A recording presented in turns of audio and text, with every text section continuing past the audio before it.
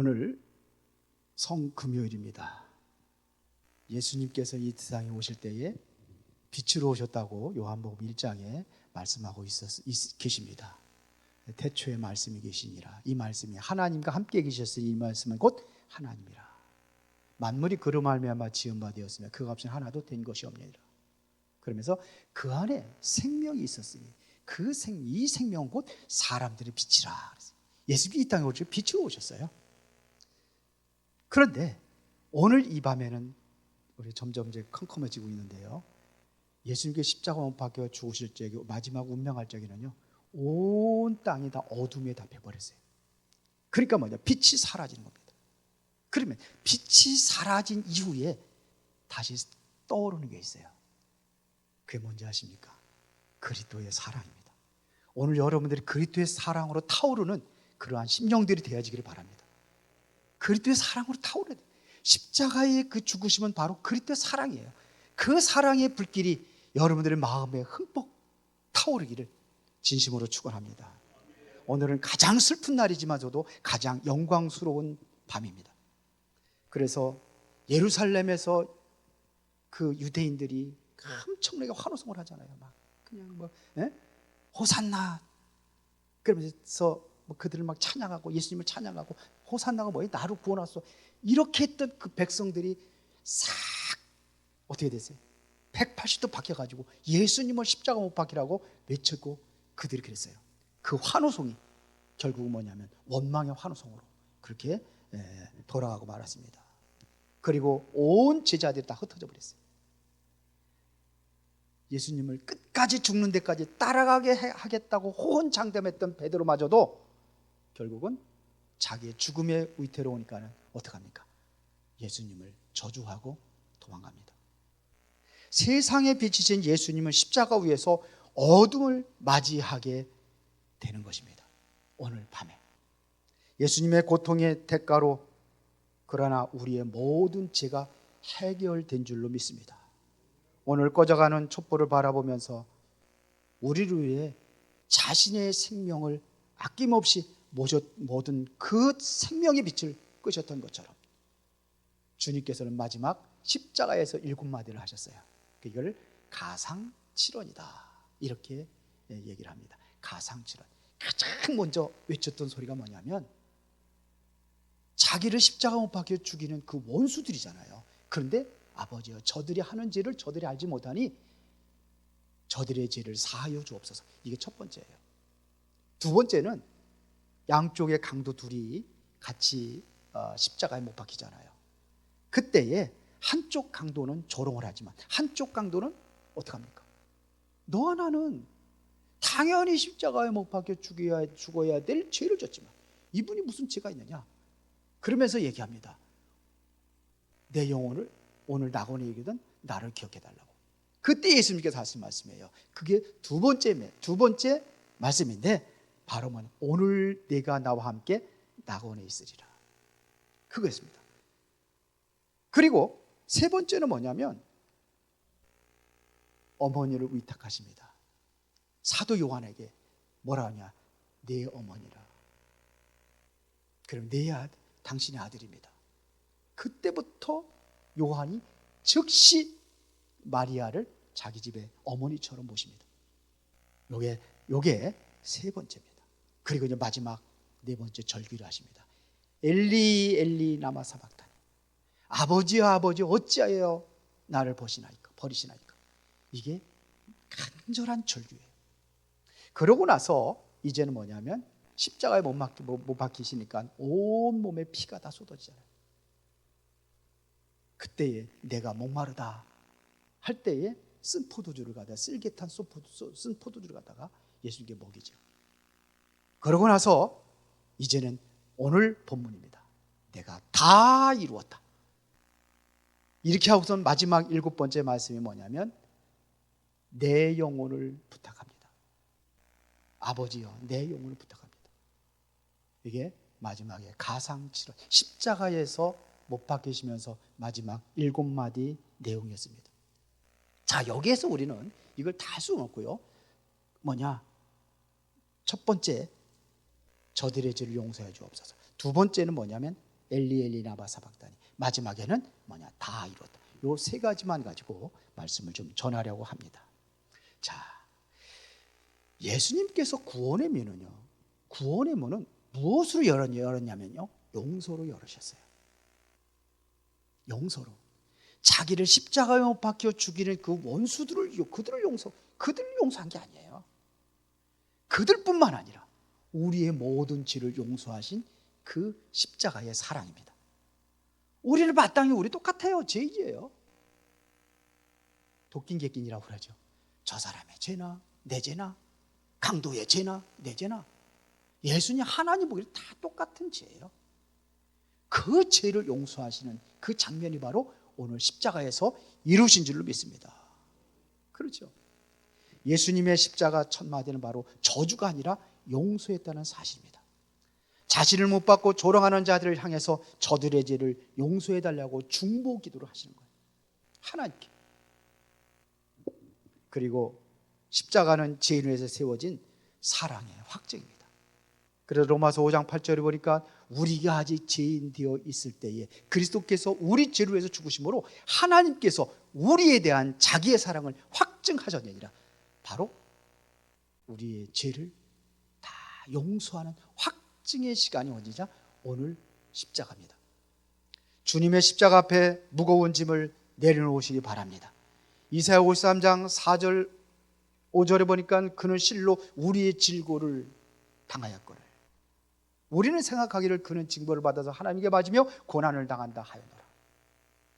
왜 우리 사람들이 생각 그렇게 하는 거예요? 예수님께서 당신이 죄를 줬으니까 그 마땅히 당해야 될 고난 아니냐, 이렇게 생각을 하는 거예요. 그렇게 그 무리들이 예수님 십자가 못 박힌 거 아닙니까? 죄인이라고. 그 죄표에는 뭐라고 써 있다고 그랬어요? 계속해서 새벽 예배 때 말씀을 전했거든요. 계속해서 월요일, 화요일, 수요일, 목요일, 금요일, 오늘까지. 내일은 토요일날 성토요일이라고 합니다. 성토요일, 무덤에서 조용히 있었냐? 그게 아니에요. 거기에도 경장하는 의미가 있어요. 그건 내일 새벽에 전하겠습니다.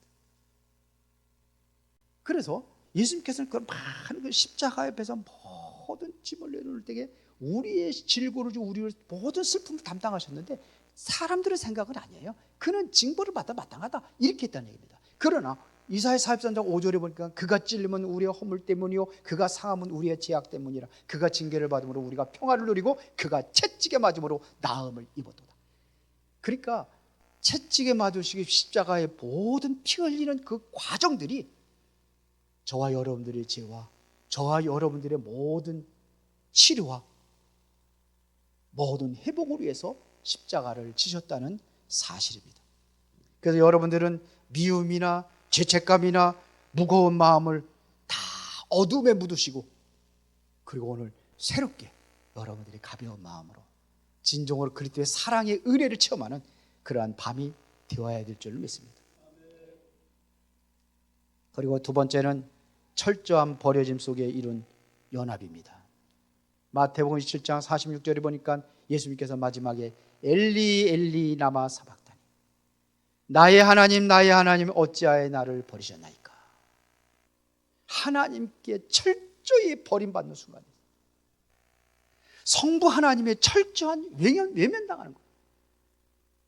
그 고통의 피 흘림의 그 십자가를 하나님께서 묵묵히 바라보시고 그거를 당하도록 내버려 두셨어요. 침묵하셨습니다. 단 한 번도 하나님과의 끊어짐이 없었던 죄가 없는 성자 예수 그리스도께서 인류의 죄를 짊어지는 순간에는 철저히 하나님부터 외면당하셨어요. 주님의 버려짐이 우리의 외로움을 이해하시는 근거가 되신 겁니다. 주님께서 철저히 버림받으셔야지만이 저와 여러분들이 외로움의 회복이 되어지는 거예요. 그래서 히브리서 4장 15절에 보니까 우리에 있는 대제사장은 우리의 연약함을 동정하지 못하시리가 아니요 모든 일에 우리와 똑같이 시험을 받으니 이로되 죄는 없으시니라. 죄 없으신 그분이 뭐냐면 인간과 하나님 사이의 중보자로 대제사장으로. 제사장이 뭐 하는 거예요? 백성과 하나님 사이에 중보자가 되는 거예요. 백성들의 죄를 대신 뭐예요? 용서받기 위해서 양을 잡아가지고 피 흘려 죽게 하시고, 그래서 그 죄 없는 몸으로 하나님 앞으로 연결하는 그 직분이 뭐예요? 제사장이에요. 예수님께서 모르는 대제사장으로 오신. 그래서 우리의 죄를 위해서 다 십자가에 죽으시는 겁니다.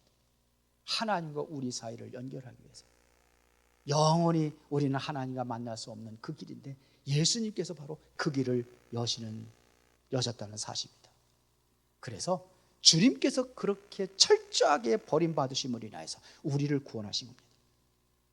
우리가 예수님의 그 고난의 십자가를 통해 가지고 철저히 버림받음으로 우리가 하나님의 자녀로 하나님과 가까이 나갈 수 있는 길이 열려진 겁니다. 그 여러분들이 뭐예요? 하나님의 자녀가 된 거예요. 예수 그리스도를 믿음으로 하나님의 자녀가 된 거예요. 예수 그리스도를 믿음으로 우리가 구원의 반열에 서게 된 겁니다. 그래서 요한복음 1장 12절에 영접하는 자 곧 그 이름을 믿는 자들에게는, 예수가 그리스도라는 사실을 믿는 자들에게는 하나님의 자녀가 되는 권세를 주었으니, 주님의 단절은 우리의 연결이 되었고 주님의 그 어둠은 우리의 빛으로 오신 겁니다. 여러분들은 더 이상 이제 어둠 가운데 있지 아니하고 빛 가운데 여러분들이 돌아오게 되는 겁니다. 주님의 고통은 하나님이 함께 하실 약속을 얻게 되는 겁니다. 주님의 고통을 통해서 우리가 함께 할 수 있다. 하나님과 함께 할 수 있다는 겁니다. 그 예수님께서 말씀하시잖아요. 내가 가는 곳이 너에게 유익이라. 내가 가면 너를 위해서 보혜사 성령을 보내줄 것이다. 그 보혜사 성령은 영원토록 너희 속에 함께 하실 것이다. 요한복음 14장 16절 17절이에요. 그래서 여러분들이 뭐 하느냐? 그 안에서 평강을 얻게 되는 겁니다. 자, 예수님께서는 그래서 결코 내가 너를 떠나지 아니하리라, 이 약속을 얻게 되는 겁니다. 이 밤에 외롭고 지친 영혼이 있다면 주님의 버려짐이 곧 나의 구원임을 기억하시고 주님의 사랑의 은혜를 여러분들의 몸소 체험하는 은혜의 밤이 되기를 바랍니다. 그리고 마지막에 다 이루었다 이렇게 말씀하셨어요. 다 이루었다. 마침표를 찍으신 승리의 선포입니다. 다 이루었다는 것은 딱 마침표를 딱 찍는 거예요. 어디에서 다 이루었을까? 뭘 다 이루었을까? 하나님 만날 수 없는 우리 죄이기 때문에 그 죄 문제를 해결하신 거예요. 십자가에서. 그렇죠. 죄인이 주님 앞에 나갈 수 없잖아요. 그 죄 문제를 해결한 거예요. 우리 창세기 3장에 사단에 속아가지고 결국 뭐냐? 사단에 묶여 살 수밖에 없는 그 권세를 완전히 깨트려버린 거예요. 여러분들의 모든 저주가 다 끊어져 버렸어요. 창세기 3장에 이루어졌던 저주, 여자는 잉태하는 고통을 더할 것이요 남자는 종신토로 땀 흘려 땅의 소산을 먹으리라, 그 땅까지 저주를 받아서 땅에 엉겅퀴가 돋아나 가시덩굴이 돋아나고, 그 저주가 십자가에서 해결되었다는 사실입니다. 믿는 자들에게 이 응답이 일어나게 될 줄로 믿습니다. 이제는 모든 법적으로 모든 형기가 다 끝난 겁니다. 그거를 뭐냐? 테텔레스타이 그래요. 테텔레스타이 그래요. 테텔레스타이. 그러니까 이게 고대 근동 지역에서는요, 누군가의 빚을 지면은 그 빚을 반드시 뭐냐? 채무증서를 쓰게 돼 있어요. 채무증서를 쓰고서는, 그리고서 이제 마지막에 이제 빚을 다 갚는단 말이에요. 빚을 다 갚으면 큰 그 종이에다가 뭐냐? 테텔레스타이 그렇게 쓰는 거예요. 이게 뭐냐면 이제는 모든 빚을 다 탕감받았다는 겁니다. 이제 지불이 완료됐다 이거예요. 죄인이 이제 교도소에 들어가가지고 모든 형을 다 마치고 나오면은 그때 종이에다가 쓰는 것이 뭐냐면 이겁니다. 테텔레스타이. 당신의 모든 형량이 다 끝났습니다. 예수님께서 십자가 못 박혀 죽으실 때에 다 이뤘다 하셨거든. 뭐냐면 테텔레스타이. 여러분들의 모든 죄가 다 끝났다 이거예요. 법적으로 다 끝난 겁니다. 그래서 여러분들은 이제 예수님이 십자가에서 마지막 외치신 다 이뤘다는 그 말씀대로 여러분들은 우리 인생에 도저히 갚을 수 없는 죄의 빈 문서를 어떻게 했어요? 이제 위에다가 예수님 당신의 보혈의 피로 테텔레스타이 다 끝난 겁니다.